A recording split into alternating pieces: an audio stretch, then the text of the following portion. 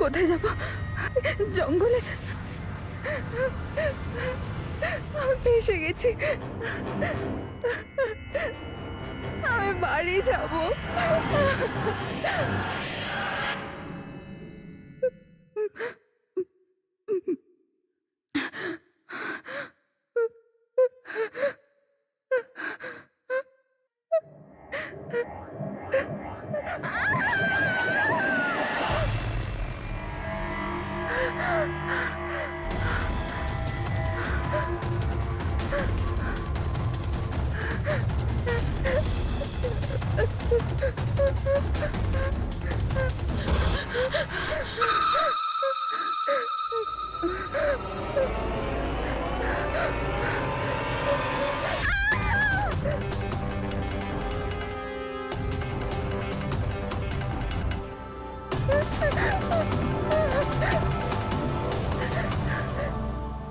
নিমি ঘুমিয়ে পড়েছে? হ্যাঁ, শুয়ে পড়েছে। আরে হিরাল, তোমায় খুব ডিস্টার্ব লাগছে। কি বলবো, 24 ঘন্টা হয়ে গেল আয়শা গেছে, না তোর ফোন লাগছে না ফোন করেছে। আমার না খুব টেনশন হচ্ছে, জানি না কোনো বিপদে না পড়ে যায় ও। দেখো হিরাল, এখনো বড় হয়ে গেছে। আমার মনে হয় তুমি ওর মায়ের মতো রিয়াক্ট করছো। নিজের প্রবলেম নিজে সলভ করতে পারবে ও, ছোট বাচ্চা নয় ও। রোহান, এরকম কিভাবে বলতে পারো? ছোট বোন ও আমার, আমি ওর জন্য টেনশন করব না তো আর কে করবে? আর ওর আমাকে ছাড়া আর কে আছে এই দুনিয়াতে?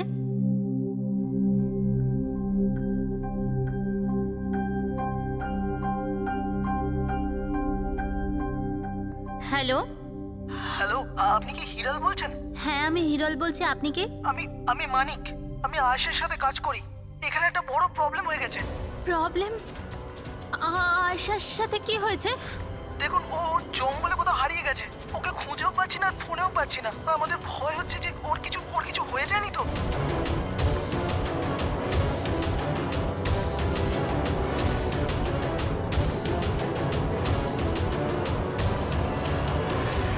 হাই, বনিও করেছিল। ওর জামা হাফ ডেড বডির সাথে ম্যাচ করছে কিনা এটা তো বলুন।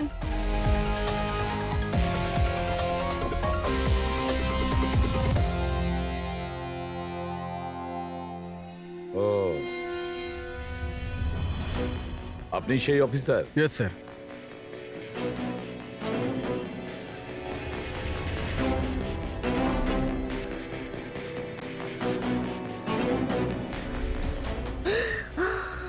প্রশান্ত? আরে এই তো প্রশান্ত। এক মিনিট, আপনারা কে আর ওকে কি করে চিনলেন? স্যার, আমি মানিক আর আমরা সবাই আয়েশের সাথে কাজ করি। আরে প্রশান্ত আমাদের গাইড। আয়েশা এনাকে লোকেশন খোঁজার জন্য বলেছিল, আর যখন আয়েশা হারিয়ে গেল তখন এই ওকে খুঁজতে গেছিল। এর এরকম অবস্থা, তাহলে আয়শা কিরকম অবস্থায় আছে? না না না, না না, আয়শার কিছু হয়নি, আমি বলছি তো, ট্রাস্ট মি।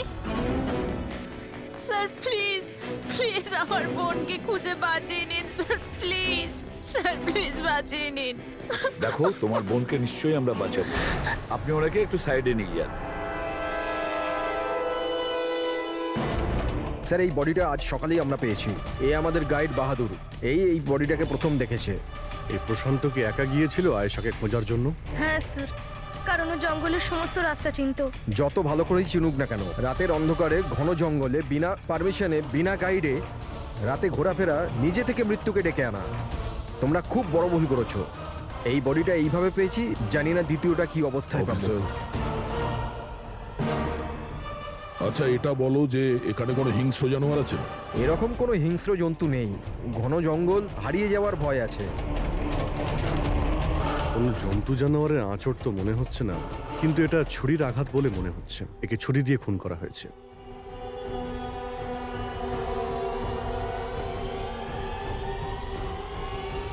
স্যার, হ্যাঁ পূরবী, স্যার এই ক্যামেরাটা পেয়েছি এখানে।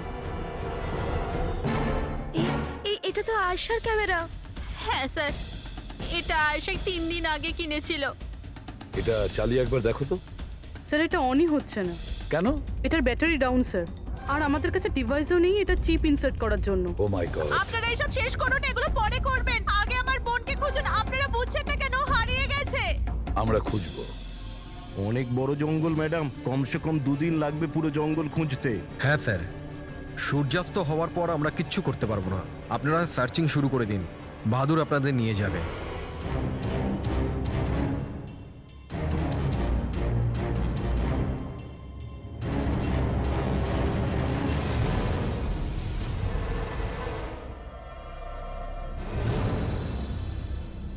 স্যার, স্যার আমরা জঙ্গলের অনেক ভেতরে চলে এসেছি স্যার।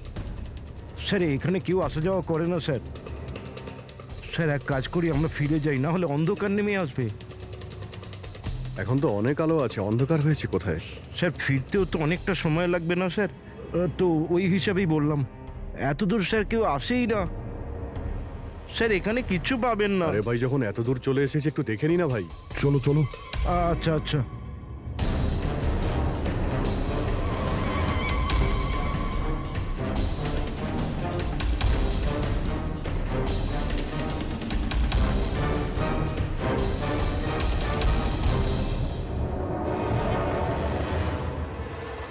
তোমরা এই জঙ্গলে ফিল্মের শুটিং করতে এসেছিলে, আর শুধুমাত্র আয়েশাই নিখোঁজ হলো, আর তোমরা ওকে খোঁজার চেষ্টাই করনি। স্যার আমরা খুব ভয় পেয়ে গিয়েছিলাম, আর এখানে ওয়েব সিরিজ শুট করার আইডিয়া আয়েশারই ছিল।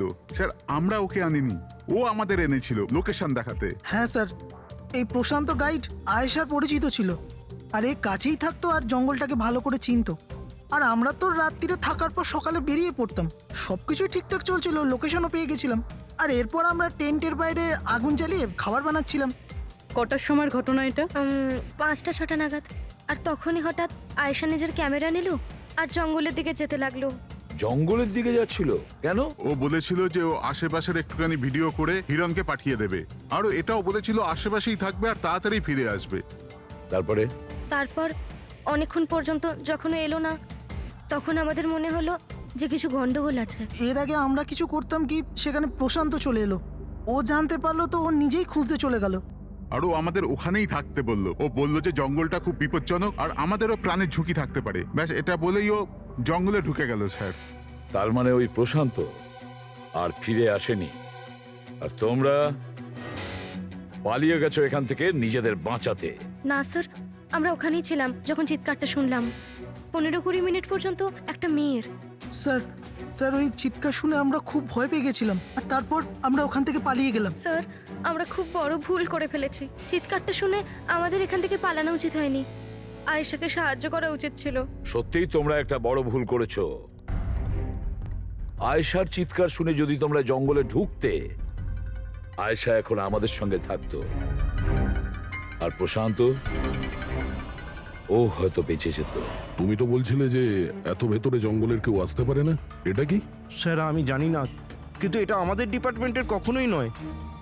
জঙ্গলের মধ্যে টেন্ট, দেখছি এর ভেতরে কে আছে।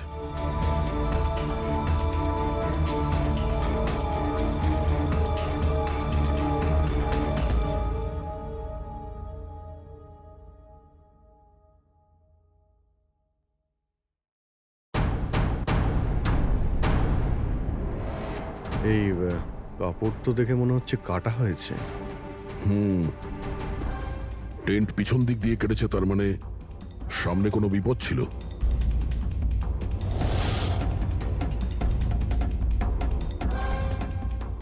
ছুরি, এটা দিয়েই কাটা হয়েছে। বাইরে গন্ডগোল হতেই পিছন থেকে কেটে পালিয়ে গিয়েছে।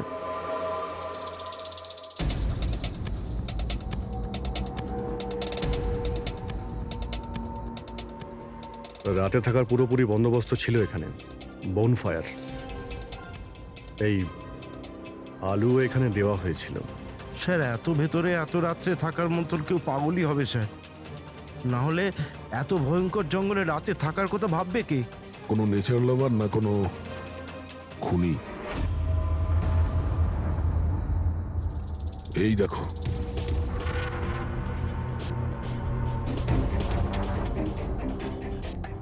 রক্ত। মনে হচ্ছে এখানেই পাথরের ওপর কেউ বসেছিল, হতে পারে আগুন পোয়াচ্ছিল, আর কেউ ওর ওপর হামলা করেছে। এটা দেখে টেন্টের মধ্যে যে ছিল সে পালিয়ে গেছে। চলো আগে গিয়ে দেখি। স্যার, স্যার সূর্য অস্ত যাচ্ছে স্যার, ফিরতেও 2 ঘন্টা কমসে কম লাগবে। ফিরে যাই স্যার। ঠিক আছে, কালকে আবার আসবো। স্যার আমরা আয়েশার টিমকে এই ছবিগুলো দেখিয়েছিলাম, ওরা বলল যে এই টেন্ট ওদের ক্যাম্পের নয়। স্যার, হ্যাঁ পুরবি, আয়শার ক্যামেরার চিপ। হিরালদি, তুমি এটা মিস করলে। আমি তোমায় বলেছিলাম না আমার সাথে এসো। জানো এখানে এত বেশি গ্রিনারি আছে। লুক এট দিস, এতগুলো গাছ। It's so beautiful. দিদি আমি হাঁপিয়ে গেছি, মনে হচ্ছে আমি জঙ্গলের অনেক ভেতরে এসে গেছি। জঙ্গল তো পুরো একই রকমের না? আমি রাস্তা খুঁজে নেব, খুব একটা মুশকিল নয়।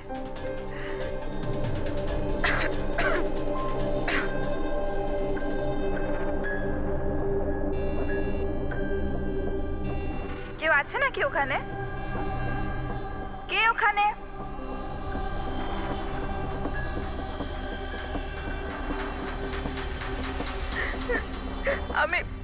আমি ফেঁসে গেছি এখানে। আমি কিছু বুঝতে পারছি না, এখান থেকে আমি কি করে বাইরে যাব। আই এম সরি দিদি, আমার এখানে আসা উচিত হয়নি। আমার মনে হচ্ছে না যে আমি এখান থেকে বেঁচে ফিরতে পারবো। আমায় ক্ষমা করে দিও।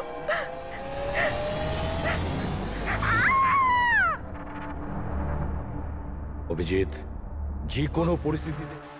হ্যাঁ সালুকে। বস, আয়েশা যে জিনিসগুলো রোজ ব্যবহার করত, আমি সেই প্রত্যেকটা জিনিস থেকে ডিএনএ স্যাম্পল নিয়েছি। কিন্তু আশ্চর্যের ব্যাপার, কোনো স্যাম্পলই আয়েশার ডিএনএ সঙ্গে ম্যাচ করছে না। কি? কিন্তু হ্যাঁ, খুনির ব্যাপারে একটা খুব গুরুত্বপূর্ণ সূত্র পেয়েছি। সেটা কি স্যার? বস এই ডিএনএ প্রোফাইলটা দেখো। এই দুটো ডিএনএ প্রোফাইলই দুটো আলাদা আলাদা লোকের। কিন্তু অদ্ভুত ব্যাপার হচ্ছে যে দুটো প্রোফাইলই আমি একই লোকের শরীর থেকে পেয়েছি, প্রশান্ত শরীর থেকে। প্রশান্তর শরীর থেকে? হ্যাঁ বস। সেটা কিভাবে? প্রশান্তর মৃত্যু অগণিত ছুরির আঘাতের জন্য হয়েছে, আর ওর শরীরে যে খাবার চিহ্নটা আছে সেটা আসল নয়, তৈরি করা হয়েছে নকল। আর সবচেয়ে আশ্চর্যের ব্যাপার হচ্ছে যে প্রশান্তের লাশের থেকে আমি ওর রক্ত ছাড়া আরো কারো রক্ত পেয়েছি। এখন এই রক্তটা কোনো পুরুষের না নারীর সেটা আমি বলতে পারবো না, কারণ ওই রক্তটা প্রশান্ত রক্তের সঙ্গে মিশে গেছে। কিন্তু একটা কথা ঠিক বস, এই রক্তটা তখনই বেরিয়েছে যখন প্রশান্ত রক্ত বেরিয়েছে। অভিজিৎ, দয়া, নিশ্চয়ই এটা খুনিরই রক্ত। খুনি প্রশান্তর ওপর হামলা করে, আর তখন নিজেকে বাঁচানোর জন্য প্রশান্ত ওর সঙ্গে মারামারি করে, আর খুনির রক্ত প্রশান্ত শরীরে লেগে যায়। তবে খুনিরও গুরুতর আঘাত লেগেছে, সামান্য আঘাতে এত রক্ত বেরোবে না তার। তার মানে খুনির শরীরে এখনো আঘাতের চিহ্ন থাকা উচিত। আরো একটা কথা বস, কি? টেন্টের পাশে যে পাথরের উপর রক্তের ছাপ ছিল সেই রক্তটা প্রশান্তরই। তার মানে পুরো ব্যাপারটাই ওই তাঁবুর আশেপাশে ঘটেছে।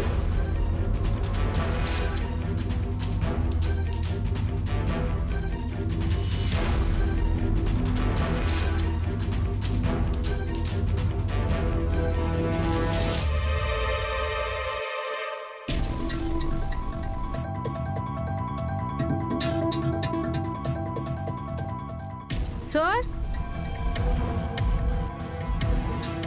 হ্যাঁ পুরবি। স্যার, এই জুতোটা পেয়েছি। তাহলে কি এই জুতোটা আয়েশার নয় তো? এগিয়ে গিয়ে দেখি।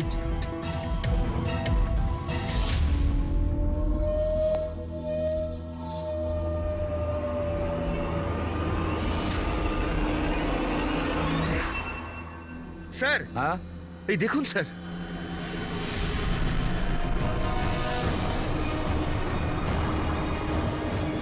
ছুরি দিয়ে আঘাত করেছে স্যারের পিঠে 5 বার। ওকে একটু উল্টে দাও। এ তো আয়েশা। ফেসটা তো পরিষ্কার দেখছি অভিজিৎ, না কোনো আঘাতের চিহ্ন, না কোনো কাটা দাগ। কিন্তু ওই ভিডিওতে যে দেখলাম। হ্যাঁ স্যার, ভিডিওতে এর মাথায় আঘাত লেগেছিল, রক্ত বেরোচ্ছিল। এখানে তো আঘাতের কোনো চিহ্নই নেই, একদম পরিষ্কার। তার মানে হলো ওই ভিডিওটা নকল। মানে আয়েশা অ্যাক্টিং আর মেকআপ দিয়ে দেখানোর চেষ্টা করেছিল যে ওকে কেউ মারতে চাইছে, খুন করতে চাইছে। কিন্তু এটা কেন করবে? স্যার কেউ হয়তো মজা করবে, আর না হলে কোনো ভয়ঙ্কর পরিস্থিতি থেকে বাঁচার জন্য নাটক করছে। আর দুটো অবস্থাতেই এর মিথ্যেটা সত্যি হয়ে যায়।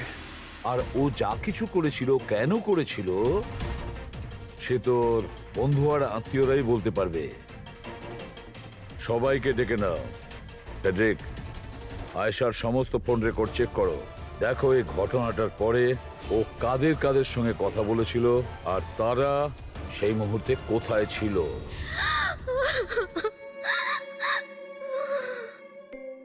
এরা আমাকে কেন ওকে দেখতে দিচ্ছে না? কি বাজে ভাবে মেরেছে আমার বোনকে। আর এরা বলছে যে ও নিজের মৃত্যুর নাটক করেছে, নিজের মার্ডারের নাটক। আর ওই নাটক সত্যি হয়ে গেছে। ভুল বলছে ওরা, মিথ্যে। আমাদের আয়েশা এরকম করতেই পারে না। আপনারা ভুল অভিযোগ করছেন।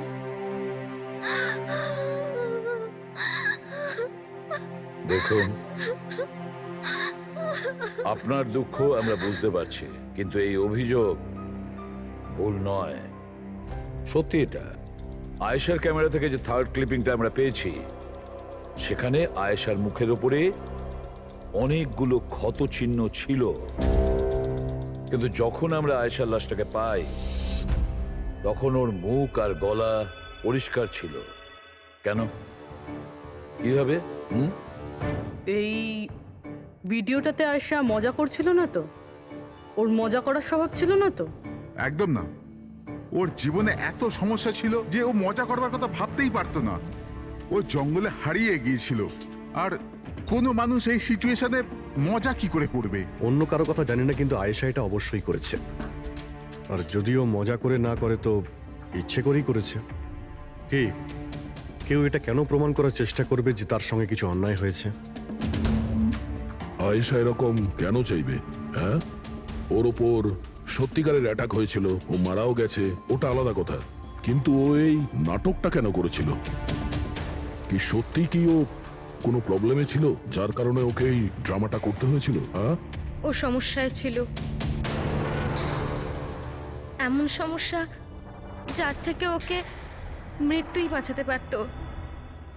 মানে তুমি কি বলতে চাইছো? স্যার, হ্যাঁ ফেডরিক, এটা আয়েশার কল রেকর্ডস। বিশেষ কিছু পেয়েছো? হ্যাঁ স্যার, একটা লোক আছে কেতন, সে আয়েশাকে অনেকগুলো মেসেজ আর কল করেছিল। এমনকি যেই রাতে আয়েশা খুন হয়েছিল সেই রাতেও ওর ফোন জঙ্গলের কাছেই ছিল, 2 কিলোমিটারের মধ্যে। এই কেতনকে? খুনের রাতে ও জঙ্গলের আশেপাশেই ছিল। কে? হ্যাঁ, স্যার, ও আয়েশার স্বামী। দুজনে আলাদাই থাকতো। যদি আয়েশা ওর মৃত্যুর নাটক করে থাকে, তাহলে তার পেছনে কেতনের হাত থাকতে পারে। কেতন আয়েশার হাজবেন্ড, আর আপনাদের মধ্যে কেউ এই কথাটা আমাদের বলার প্রয়োজন মনে করলেন না? হ্যাঁ, কিন্তু কেতনের জন্য নিজের মৃত্যুর নাটক কেন করতে যাবে? আমার মনে হয়েছিল যে আমরা কেতনের থেকে মুক্তি পেয়ে গেছি, কিন্তু আমি কি করে জানবো ওই আমার বোনের প্রাণ নিয়ে নেবে? হিরেন, প্লিজ। কেতনই আমার বোনকে মেরেছে। আমি বলছি, তুমি নিজেকে কেতনই সামলাও প্লিজ। মেরেছে। কেতো না, প্লিজ কাম ডাউন। আপনারা প্লিজ নিজেদের মধ্যে কথাবার্তাটা থামান আর আমাদের বলুন কি ব্যাপার। আমি আপনাদেরকে বলছি, আসলে আজ থেকে 2 বছর আগে কেতন আর আয়েশার একটা ট্রিপে আলাপ হয়েছিল। আয়েশা কেতনকে বিয়ে করেছিল। তাড়াহুড়োতে সিদ্ধান্ত নেওয়ার শখ ছিল ওর, কিন্তু জানতো না ও এই সিদ্ধান্তটা কতটা ভুল নিয়েছিল। কেতন ওর যোগ্য ছিল না, একটা পাগল লোক ছিল, পসেসিভ ছিল, ওর জীবনটা অতিষ্ঠ করে রেখেছিল। এই জন্য 6 মাস আগে ওকে ও ছেড়ে দেয়। এছাড়া আর কি করতো? আমরা সবাই দেখেছিলাম ওকে কিরকম টর্চার করা হতো। মানিক, আজকে সব অডিশনে এই ক্যামেরাতে আছে, স্ক্রিনে প্লে কর, স্যারকে দেখাতে হবে। আর আয়েশা এক্ষুনি এসে যাবে। ঠিক আছে। আয়েশা, আয়েশা, কি হয়েছে? Are you okay? আয়েশা তুই ঠিক আছিস? কি করে হলো এসব? কে করলো এসব? আরে তোমরাও না কত প্রশ্ন করো, কিচ্ছু হয়নি আমার। আসলে কি হয়েছে, ওই তাড়াতাড়িতে সিঁড়ি দিয়ে নামছিলাম আর পা পিছলে গেছে। চুপ কর আয়েশা, কত কভার আপ করবি? আমি তো এটা বুঝতে পারছি না, তুই ছেড়ে দিচ্ছিস না কেন ওই মানুষটাকে? আমি ছেড়ে দিলেও ও আমায় ছাড়বে না। আরে আইন বলে কিছু আছে নাকি? পুলিশের হাতে তুলে দিও ওকে। কেউ ওর কিচ্ছু করতে পারবে না। ওকে যদি পুলিশে ধরেও নিয়ে যায়, ও সেখান থেকেও চলে আসবে আর আমাকে খুঁজে বার করবে, তারপর আমায় ছাড়বে না। কখন থেকে ফোন করছি তোকে আমি? হ্যাঁ, ধরছিলিস না কেন? এখানে বসে টাইম পাস করছিস? হ্যাঁ, না কেতন, তোর এত সাহস কি করে হলো? কেতন আমি ডাক্তারের কাছে গেছিলাম, তাই ফোন সাইলেন্ট ছিল, অন করতে ভুলে গেছি। ওকে, ডক্টর, হ্যাঁ আজকাল খুব বেশি যাচ্ছিস না ওর কাছে? কেতন কি বলছো? এরকম কিচ্ছু নয়। আর তুমি বললে আমি ডাক্তারের কাছে আর কোনোদিন যাব না। আমাকে প্লিজ ছেড়ে দাও, আমাকে ক্ষমা করে দাও। তোকে তোর যোগ্যতা দেখাই, চ। কি করছে সব? ছাড়ো ওকে। এই, নিজের কাজে মন দে, বুঝেছিস? এনাফ। এনাফ। মানুষ না, এই কেতন তো জানোয়ার। তোমরা কেতনের ব্যাপারে আমাকে আগে বলনি কেন? আপনারা যা বললেন সেটা শুনে তো মনে হচ্ছে কেতনই আমাদের প্রাইম সাসপেক্ট। মনে হচ্ছে কেতনের কারণেই সেটা করেছে। আর কেতন আয়েশার অভিনয়টাকে বাস্তবে পরিণত করেছে। যদি যদি তোমরা কেতনের ব্যাপারে আমাকে একটু আগে জানাতে পারতে। গত 6 মাস ধরে আয়শা আমাদের সাথেই ছিল, আর এর মধ্যে একবারও তো কেতনের সাথে দেখাও করেনি। আর শহর থেকে এত দূরে জঙ্গলে আসতে পারে সেটা তো আমরা ভাবিইনি। এই ধরনের পাগল আর সন্দেহবাতিক লোক যে কোনো কিছুই করতে পারে। হ্যাঁ, কেতনের অ্যাড্রেস আর টেলিফোন নাম্বারটা আমাদের দেবেন।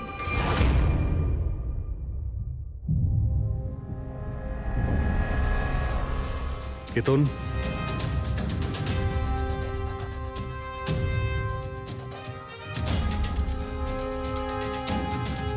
স্যার, এই ফটোগুলো দেখে তো মনেই হচ্ছে না যে দুজনের মধ্যে কোনো ঝামেলা ছিল। আপনারা? কেতন আয়েশার স্বামী। পুলিশ। সিআইডি। আপনারা কি করতে এসেছেন এবার? আমার আয়েশা চলে গেছে, আমার জীবন বরবাদ হয়ে গেছে। আপনারা কি চান আমার থেকে? ইনফরমেশন তোমার আর আয়েশার ব্যাপারে। শুনেছি তুমি নাকি খুব বিরক্ত করতে ওকে। স্যার, আমি ওকে অনেক ভালোবাসতাম, নিজের থেকেও বেশি। সেই কারণে ওকে টর্চার করতে, মারতেও? হ্যাঁ, আমি কেন টর্চার করবো ওকে? তোমার কাছ থেকে বাঁচার জন্য কোর্টের কাছে সাহায্য চেয়েছিল, তাও তুমি ওকে বিরক্ত করা বন্ধ করনি। স্যার, মিথ্যে কথা এসব, এরকম কিছুই ছিল না। মিস্টার কেতন, রেকর্ড আছে আমাদের কাছে। তুমি বারবার ওকে ফোন করে আর মেসেজ করে হুমকি দিয়েছিলে। আর এটাও কাউকে বলেওনি, আমরা জেনে গেছি। আর তাছাড়াও গত 6 মাস ধরে তুমি হেরাল আর রোহানের ঘরের আশেপাশে ঘোরাফেরা করছিলে। আর যে রাতে আয়েশা খুন হয়েছে ওই রাতে তুমি ওই জঙ্গলেই ছিলে। এগুলো তোমার ফোনের লোকেশন থেকে পাওয়া গেছে। নিজের অপরাধটাকে লুকানোর চেষ্টা করো না, কোনো লাভ হবে না। আর এই ডবল মার্ডারে খুনিরও প্রচুর আঘাত লেগেছে। এই কি করে লাগলো তোমার? স্যার, এই আঘাতটা ওই দিন ঝোপেতেই লেগেছিল, কিন্তু এরকম কিছুই নয় যেটা আপনারা ভাবছেন। স্যার, আমি আয়েশাকে মারিনি। স্যার, আমি মানছি যে আমি ওই দিন জঙ্গলে গিয়েছিলাম, কিন্তু স্যার আমি তো শুধু ওর সাথে কথা বলার জন্য গিয়েছিলাম। স্যার, পুরো 6 মাস হয়ে গেছে, আমি ওকে দেখিনি পর্যন্ত। খুব মিস করতাম স্যার ওকে। ওর সাথে দেখা করতে চাইতাম, ওর সাথে কথা বলতে চাইতাম, যাতে ওকে বাড়িতে ফিরিয়ে আনতে পারি, যাতে আবার টর্চার করতে পারো। না স্যার, আমি বদলে গেছি স্যার। স্যার, আমি তো এটাই বলতে চেয়েছিলাম, কিন্তু যখন আমি জঙ্গলে গেলাম দেখলাম যে ও অন্য কারোর সাথে যাচ্ছে জঙ্গলের ভেতর। স্যার, আমি কি করতাম স্যার? আমি এমনিতেই মাথা গরমের লোক। আমি ভাবলাম বেকার বেকার ঝামেলা তৈরি হবে, সেই জন্য আমি চুপচাপ বাড়ি ফিরে এলাম স্যার। স্যার, ট্রাস্ট মি, আমি কিচ্ছু করিনি, আমি মারিনি ওকে স্যার। দেখো কেতন, তুমি এখনো আমাদের সন্দেহের তালিকায় আছো। যতক্ষণ এই কেসটা শেষ না হচ্ছে তুমি হেফাজতে থাকবে। স্যার, এই কেতনের কাছে কিন্তু আয়েশাকে মারার মোটিভ ছিল। ও তো বেঁচে গেছে, এবার বাকি রয়েছে এরা সবাই। হিরাল, সায়রা, অজিত, মানিক আর রুহান, এরা কি সবাই আয়েশার আপনজন ছিল? এদের কি মোটিভ হতে পারে? কারণ এদের মধ্যে তো কোনো প্রবলেম নজরে পড়ছে না। কেউ তো হবে স্যার যার আয়েশার মৃত্যু হলে লাভ হবে। কেউ কি পাবে ও মারা গেলে? সম্পত্তি, টাকা। টাকা? ইন্স্যুরেন্সের টাকা? হ্যাঁ, ইন্স্যুরেন্স। রবি, ফেডরিক, একটা কাজ করো, এই শহরে যতগুলো ইন্স্যুরেন্স কোম্পানি আছে সেখানে গিয়ে খোঁজ নাও আয়েশার নামে ওদের কাছে কোনো লাইফ ইন্স্যুরেন্স পলিসি আছে কিনা। কিন্তু একটা কথা, আয়েশার বন্ধু বা তাদের ফ্যামিলির কাউকে বলবে না কিছু। যদি ওদের মধ্যেই কেউ খুনি হয় সে সতর্ক হয়ে যাবে।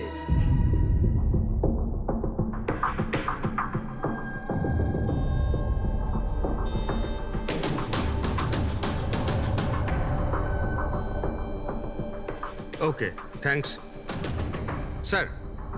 হ্যাঁ ফেডরিক, আয়েশার অ্যাকাউন্টে মাত্র 1 লাখ টাকা আছে, কোনো ফিক্সড ডিপোজিট পর্যন্ত নেই।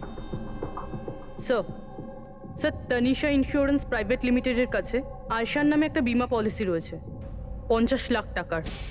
ও আচ্ছা। আর এই টাকা আয়শার ভাগ্নি মানে ও দিদি আর জামাইবাবুর মেয়ে নিমিষা পাবে। আচ্ছা, তাহলে এই ব্যাপার। স্যার আসলে আপনারা কি চাইছেন? আমার যা জানা ছিল আমি সবকিছু বলে দিয়েছি। আর আপনারা জানেন আমার স্ত্রীর শরীর কতটা খারাপ, এখন আমার ওর সঙ্গে থাকা উচিত, আর আপনারা আমাকে এখানে আটকে রেখেছেন। স্যার বলার কি বাকি আছে? সব বলে দিয়েছি। অনেক কিছু বাকি আছে, তুমি একটু বেশি কথা বলো, সেই জন্য যা কিছু প্রশ্ন করব ঠিক তারই উত্তর দেবে। এই তোমার ওইখানে যে ফ্যাক্টরিটা আছে ওটা তো বাজেয়াপ্ত হতে চলেছে, এর লোন তুমি শোধ করতে পারোনি কি? হ্যাঁ কিন্তু কিন্তু আপনারা এগুলো কেন জিজ্ঞাসা করছেন? আপনারা এগুলো কি করে জানলেন? প্রশ্ন নয়, শুধু উত্তর। আয়েশা তোমাদের সাথে তোমাদের বাড়িতেই থাকতো না? তাহলে 7 দিনে তুমি ওকে 41 বার কল করেছো কেন? বাহ বাহ বাহ, 7 দিনে 41টা কল এসেছে আয়েশা, দারুণ ব্যাপার। আর তার উপরেও তুমি অর্থ কষ্টে ভুগছিলে, তাই না? আর আয়েশার মৃত্যুর পরে তোমার ছোট বাচ্চা টাকা পেত 50 লক্ষ টাকা। আর ওই ছোট্ট নিরীহ শিশু সে কি করে জানবে 50 লাখের ধর্ম? ও কিভাবে ব্যবহার করবে? আর ওই 50 লক্ষ টাকা তো ভোগ করতো বাচ্চাটার বাবা, মানে তুমি, রোহন। থামুন আপনারা, চুপ করুন। আপনাদের কথা মতো আমি আয়েশাকে মেরেছি। স্যার স্যার আমার ওপর 15 কোটি টাকার লোন আছে, 50 লাখে আমার কিচ্ছু হবে না। আমি আয়েশাকে মারবো। আর ওটা যা ওর শরীরের ওপর থেকে খুনির রক্ত পাওয়া গেছে, আপনারা দেখতে পারেন আমার গায়ে কোনো চোটই লাগেনি, কারণ আমি ওখানে ছিলামই না, আমি কাউকে খুন করিনি। সব ঠিক করা ছিল, প্রশান্ত সবকিছু সামলানোর কথা ছিল। 1 মিনিট। কি সামলে নিত? হ্যাঁ, প্রশান্ত কি সামলে নিত? বলো, প্রশান্ত কি সামলে নিত? স্যার আমার ভুল হয়ে গেছে, আমার সবকিছু আপনাদের আগেই বলে দেওয়া উচিত ছিল। আমি ভয় পেয়ে গেছিলাম, খুব ভয় পেয়ে গেছিলাম। কোনটা বলার ছিল আগে? তাড়াতাড়ি বলো। আমি আয়েশার প্ল্যানে যুক্ত ছিলাম। আমরা শুধু ওকে মৃত দেখাতে চেয়েছিলাম, অ্যাকচুয়ালি ওর মরার কথা ছিল না। তার মানে আমাদের সন্দেহ ঠিক ছিল স্যার। সবকিছু ঠিক ছিল, ওই ভিডিওটা নকল ছিল, শুধু কেতনের থেকে বাঁচার জন্য ছিল। আর তুমিও এই প্ল্যানে জড়িত ছিলে। স্যার কেতন আয়েশার জীবন অতিষ্ঠ করে দিয়েছিল। ও বেচারি চুপ থাকতো, কাউকে কিছু বলতো না। স্যার একদিন লিমিট ক্রস করে গেল, সব সীমা ছাড়িয়ে গেল। ওর মনে হলো কেতন ওর জন্য কোনো বড় বিপদ হতে পারে। ও আমাকে বলেছিল স্যার স্যার স্যার কেতন পাগল ছিল, পুলিশ বা ডিভোর্স ওর কেউ কিচ্ছু করতে পারতো না। আয়েশা ওটাকে পার্মানেন্ট মুক্তি পেতে চাইছিল, চিরদিনের জন্য। আমি হাঁপিয়ে গেছি জিজু। এখন তো ডিভোর্স আমাকে কেতনের থেকে বাঁচাতে পারবে না। যেটা আমায় ওই কেতনের হাত থেকে বাঁচাতে পারে সেটা শুধু আমার মৃত্যু।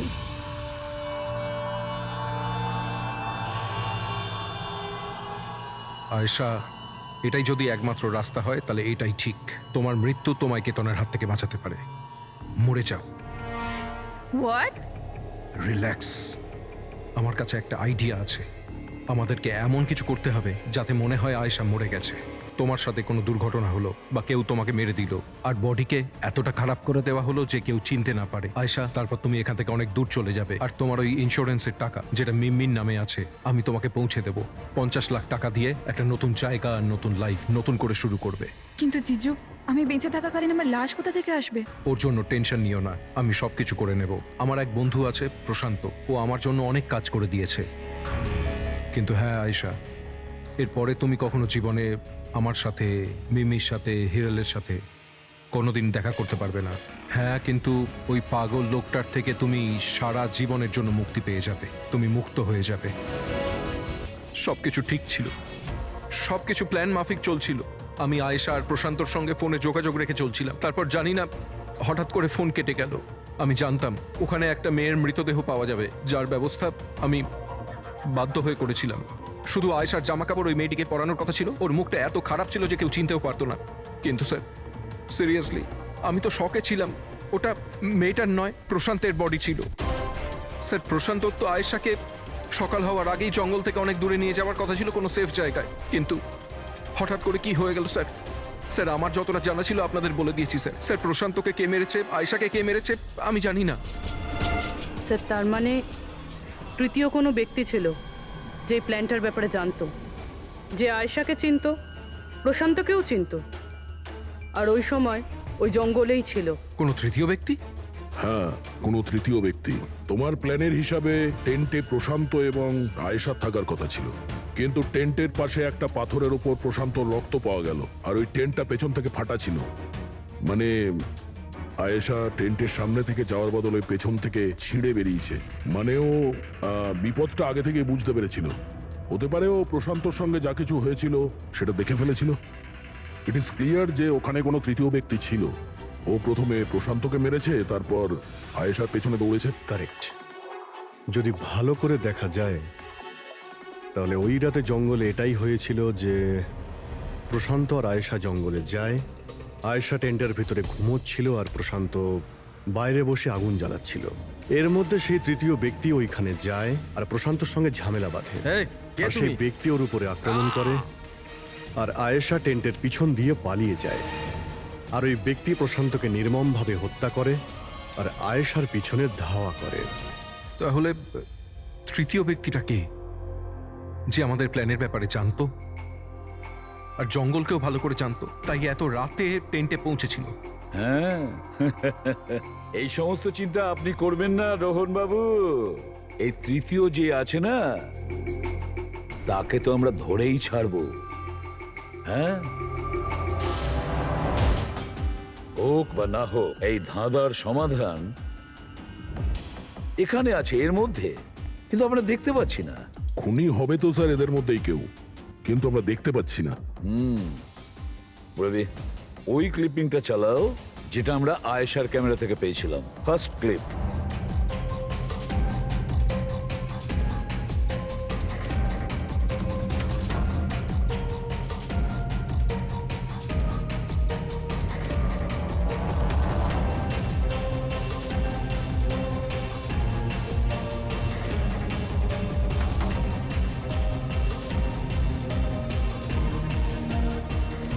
ইয়েস, দাদা তুমি ঠিকই বলেছিলে, খুনি আমাদের সামনেই আছে, কিন্তু আমরা দেখতে পাচ্ছি না।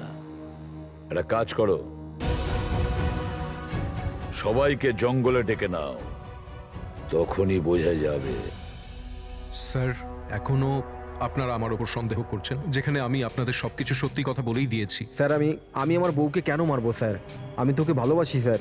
আমার বোনের খুনিকে খোঁজার বদলে আপনারা আমাদেরই জিজ্ঞাসাবাদ করছেন। আর ওর গায়েব হওয়ার খবর তো আমি হিরাল ম্যামকে দিয়েছি।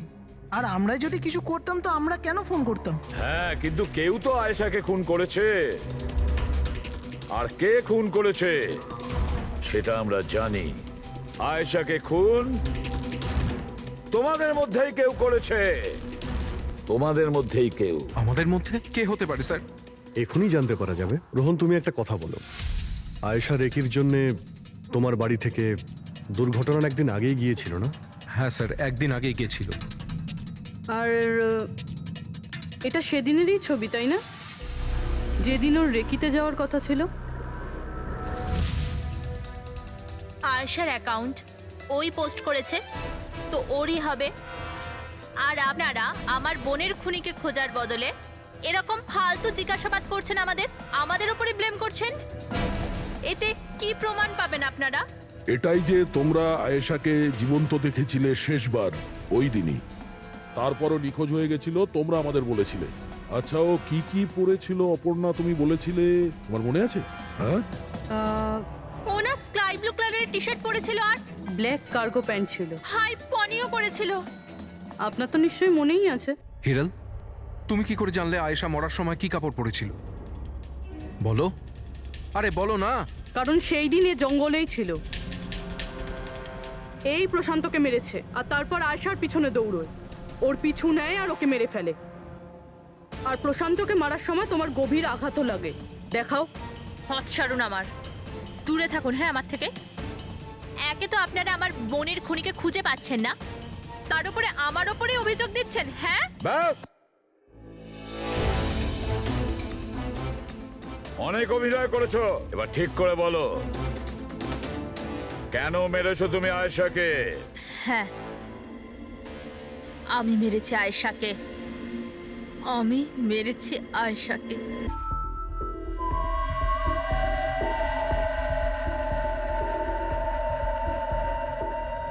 হিরাল ম্যাম আপনি? আসতে বলো। আয়েশা না উঠে পড়ে। ইনফ্যাক্ট আমি বলছি যে ওকে সব সময়ের জন্যই না ঘুম পাড়িয়ে দাও। এটা কি বলছেন ম্যাডাম? রোহান তো তোমাকে আয়েশাকে সুরক্ষিতভাবে এই জঙ্গল থেকে বাইরে বার করার জন্য কত টাকা দিয়েছিল? 2 লাখ টাকা। আমি না তোমাকে 5 লাখ টাকা দেব আয়েশার প্রাণ নেয়ার জন্য। হিরাল ম্যাম এসব কি বলছেন? আয়েশা ম্যাডাম আপনার বোন, আর আমি ওকে বাঁচানোর সওদা করেছি। আমি ওর সাথে বেইমানি করতে পারবো না।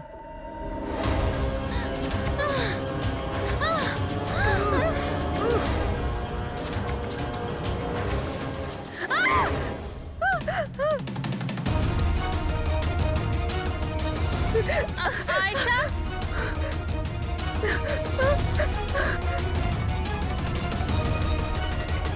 আয়েশা,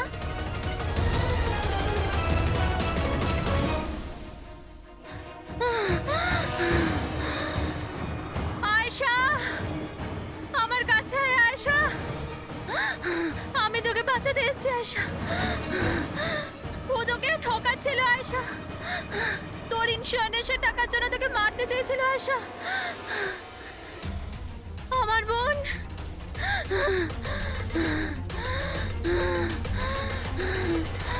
আয়েশা। সরি দিদি, আমি কিচ্ছু জানতাম না এই ব্যাপারে। সরি, আমার জন্য তোমার এত কষ্ট হলো। আমি জানতাম না যে জিজু এরকম কিছু করছে। আই এম সো সরি দিদি। আমার বোন। সরি দিদি। তুই সরি বলিস না। হ্যাঁ, এটা তো আমার বলা উচিত। কেন দিদি? I am sorry. কেন কেন মেরেছো তুমি তোমার বোন আয়েশাকে? আপনারা জানেন না আয়েশাকে, ও সবসময় না সবার প্রিয় হয়ে এসছে। ভালোবাসার আয়েশা, সবাই ওকে ভালোবাসতো, আমাকে নয়। মা, বাবা, আমার সব বন্ধু, ইনফ্যাক্ট রোহান, আমার মেয়ে নিম্মিও আমার থেকে বেশি ওকে ভালোবাসতো। ও রোহানকেও আমার থেকে ছিনিয়ে নিতে চেয়েছিল। আমি রোহান আর নিম্মিকে নিজের থেকে দূরে যেতে দেখতে পারতাম না। না, আপনি বলুন আমি কি করতাম? আমি ভাবলাম সবসময় ও আমাকে হিংসা করে না, জিতেওছে সবসময়। না থাকবে আয়েশা, আর না থাকবে ওর জিত। এর জন্য মেরে ফেলেছি আমি ওকে। হিরাল, তুমি এটা কি করে করতে পারো? আরে আয়েশা তোমার ছোট বোন ছিল, আমাকে বড় দাদার মতো দেখতো। আমি ওর সাথে এগুলো কখনো স্বপ্নতেও ভাবতে পারি না। আমার লজ্জা লাগে তোমাকে আমার স্ত্রী বলতে। রোহান, তোমার ভুল নেই এতে, সব ভুল ওই আয়েশার। ওই সব করছিল। ও না তোমাকে আমার থেকে ছিনিয়ে নিতে চেয়েছিল, কিন্তু এখন তো এটা হবেই না। এবার তো তোমাকে কেউ আমার থেকে কেড়ে নিতে পারবে না। খুব বড় ভুল করেছো তুমি। তোমার সন্দেহ, তোমার ইনসিকিউরিটি একটা নিরীহ মানুষের প্রাণ নিয়েছো, প্রশান্ত গাইডের। আর তাছাড়াও